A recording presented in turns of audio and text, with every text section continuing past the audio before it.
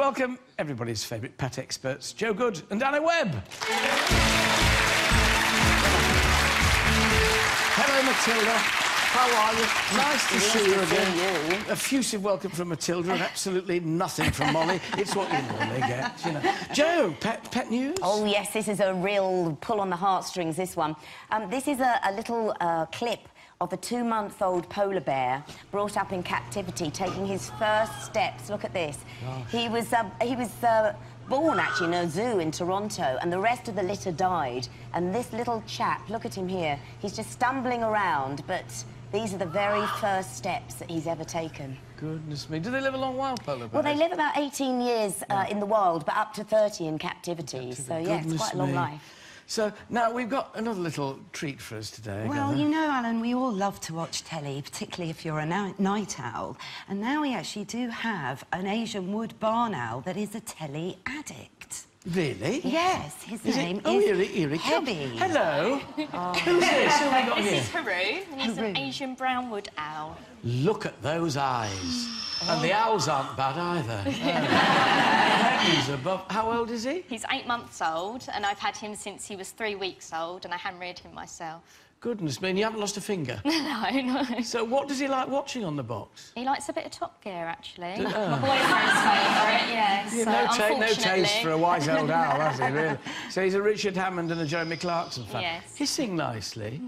He's never sort of tempted to sort of scratch or bite or anything, no? No, because I've hand-reared him, he's just really, really friendly and tame. That's one of the reasons that I wanted to get him from such a young age, so... Well, he took a great interest in our rehearsals this morning, because we've got a picture of him actually looking at me doing our... But you see, it's good to have a varied diet rather than sticking to Jeremy Clarkson. You get that? So, unusual, eh? Really unusual. Yes. Amazing markings. I mean, look at that in terms of camouflage in the wild. You'd never see him in a tree. In the trees, no. I love the barn. He hasn't been in Harry Potter or anything like that. No, though. He's not famous until today. That's fine. It's the right kind of fame, this show. My thanks to Haru and Natasha. Thank you very Natalie. much. Natasha. Natasha, close. Yeah. Anything beginning with that. Thank you, Natasha. Now then, new breeds of dogs. Yes, we're going to be looking at new breeds of dogs, designer breeds, a lot of them are called. But I want you to have a look at this picture of a Rottweiler and a Westie. Now, would you think they could ever actually mate? Well, I think it'd be uncomfortable. Well, they succeeded. Particularly for the West Highland Terrier. It is now a new breed of dog, and it might have been an accident, but here we have 2 dogs that are born from the Rottie and the Westie. They're called Watties. So these are a couple of Watties. A Rottie, I suppose. Yes, fantastic what nature can actually... Heavens above. Yes, receive. Why are they so popular, these crossbreeds? Well, crossbreeds are quite popular because, I don't know if you remember, Alan, in the press there was quite a lot of controversy over pedigree dogs, such as my dog here, Matilda, because of their health problems. So they think if they can design 2 crossbreeds, 2 breeds of the parent dogs would therefore form a healthier dog, so you wouldn't have all the usual health problems that you often get with a pedigree. Imagine that story of George Bernard Shaw and some very blonde bombshell, a bit like Marilyn Monroe, who said to him, Mr. Shaw, we should get together because we could have children with your brains and my beauty. And he said to her, yes, he said, but supposing they had your brains and my looks, you know, what would we do? Well, today we've invited a few of the most common crossbreeds to join us in the hope of dispelling any myths surrounding them. First one is Monty, the cockapoo. Here's Monty. Look at this. Monty. Lovely. Now, tell us about the cockapoo. He is beautiful, Monty. Well, he's obviously a cocker spaniel crossed with a miniature poodle. And here's an example, actually, of the benefits of doing this, because he's got the poodle hair. Lovely soft coat. Absolutely. Beautifully so, soft. this should be hyperallergenic. So if you have a child in the family that's asthmatic, this is the perfect dog. And Monty is absolutely gorgeous. And the drawbacks of the breed, or the cons of the breed, the poodle crosses, like the cockapoo or the schnoodle or the labradoodle, all these ones, can get eye problems that are inherited from the poodle. It's a condition called PRA. So the key thing is to make sure that your poodle parent, you know, when you're researching your puppy, has been tested. So do your background research into the parentage? Absolutely, yeah, because, you know, these things do travel down the line. And with the Cocker Spaniel as well, they do have long, floppy ears that do need regular care, or they can get infected. So, again, just prevention is better than cure. But a lovely dog, thanks to Katie and Monty the cockapoo. Thank you, Monty. Thank you, Kate.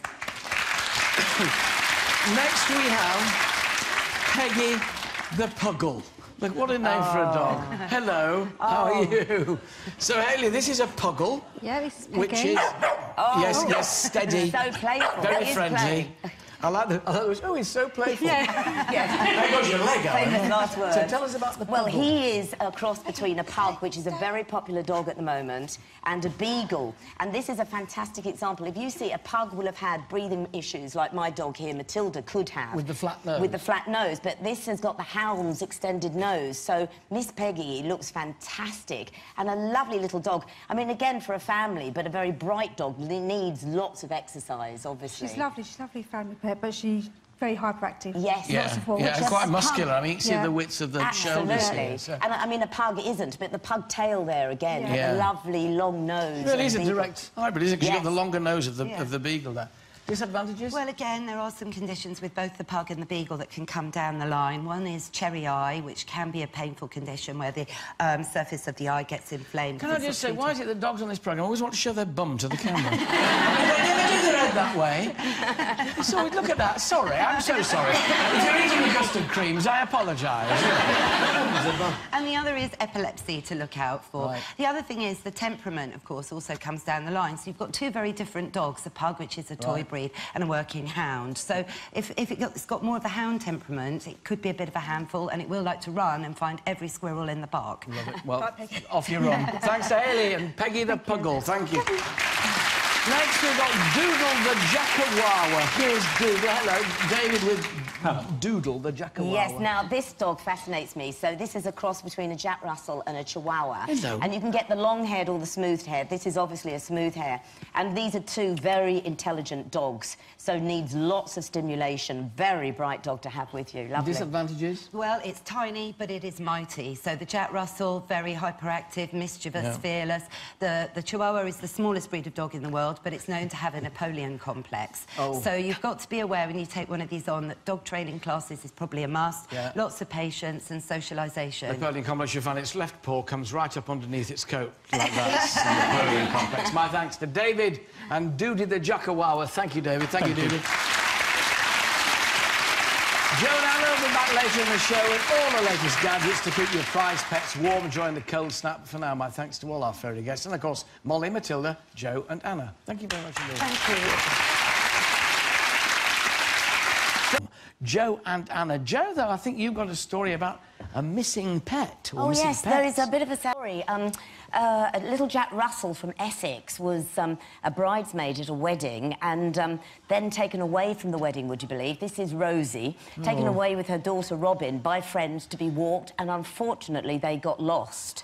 And the worst part of this story is they're not microchipped and they're not collared, so there's no identification on them whatsoever. So it's around the Elmdon area of Essex. If anyone sees two Jack Russells or one Jack Russell. Oh, what a sad thing. If you've seen this dog and another, or if any information, do email alan@itv.com and we'll try and get them back in touch. I wouldn't like to have been the wedding guest who lost them. No. That's the worst day for everybody, I think. Now, though, what warming gadgets have you got? Because keeping your pets warm in the winter is quite important, isn't it? Well, yes, it's like with us, Alan, you know, it's the young and the old that will suffer the most. So it's good to be, you know, wary about it. Arthritic dogs can really suffer in the cold. So here's a great idea. It's a little hottie that you pop in the microwave and then you cover it with this lovely real lamb's wool cover that's $15.99 and So you sit it under your dog's bed? Yeah, you pop it under your dog's favourite blanket and he'll be warm and toasty on the coldest winter's night. You're looking at me, Matilda, with that look in your eye again, aren't you? I know that look. What are you wearing? Do you like her outfit? I love her outfit. This is a little thermal coat made by Muddy Paws, and I love it, actually, because every single bit of it, there's a hoodie on it that's a bit like a parka. Just make sure you take it off in the supermarket or they'll throw you out. So I think she looks like one of Oasis. And if they've got a tail, it's lovely. It buttons right over the tail and the tail can come out. So we absolutely love this, and it stops the wind going through the ears. She's quite happy with that. She is quite... Yes, don't yawn. I know you're warm. Victoria, bring on Monty, the Labradoodle here. Now, you've got... Hello. What have we got here? Oh, look at this. What have you got? It's a lovely scarf. Look at it, dangling in the mud. Hello, Monty. So, scarf? Well, yes, just as with us, the neck's a very exposed area with lots of glands. So just like we wear scarves, it's what a great idea to put a little scarf on your dog. Monty loves it. Yeah. The Bash Street kids, don't you, really? And not very expensive, presumably, that. What is it? £9.95. £9.95. Victoria, thank you very much indeed. You may take your dog off the catwalk. Monty. That way, Monty. I'm not letting you in there. Tell you in a minute. So, you've got on the floor here, Now, what? I like an electric blanket. I don't know whether you do or not. But... I'm not revealing that to the nation. But this is an electric blanket for a dog, and this is lovely. So it goes under their bed. It runs on a very low voltage, so you can keep it on all day long. And it's lovely, actually, for the older dog or a dog that's just had puppies, keep the mum and keep the litter warm. So it was really lovely. I'll let you into a secret. I will let you into one secret. Spud, our cat, sleeps in the potting shed at night, and he has one of those on his bed. See, a bit of luxury. Bit of luxury is very... And then in here... Well, rabbits. Think of a rabbit on a cold winter's night. There is a little rabbit in there, Hello, actually, Bunny. called Fifi. There you are. Hello, Fifi. Hey. And so this is This a is little... a first, a rabbit that came out of the hutch when he was meant to. Lord. Ergonomic design will keep your rabbit warm in the coldest temperatures because there's a twin cooling system in here, a warming system that will keep the rabbit warm. It's also secure for foxes, and it will come with a run as well that is totally fox-proof. So So they are brilliant for chickens, these. I keep chickens in these. Do you? Well, you can scrub them out, they don't get red mite, and the chickens have been much healthier in there. Oh, look, Matilda's showing a great interest in the rabbit. This could end in disaster, ladies and gentlemen. Now, this isn't cheap. It's about, what, 450 quid? Yes, but it lasts for years and years Yeah, and and it's easy to keep, it's easy to wash, and it looks really robust. And it's fox-proof as well, I think, Yes, isn't it is. And when I close the door, it is also Matilda-proof. Sorry about that, Matilda. That's a great For design. details of everything we've featured, do visit our website, itv.com/Alan. But for now, my thanks to Joe and Anna and their dogs, the Barking Blondes.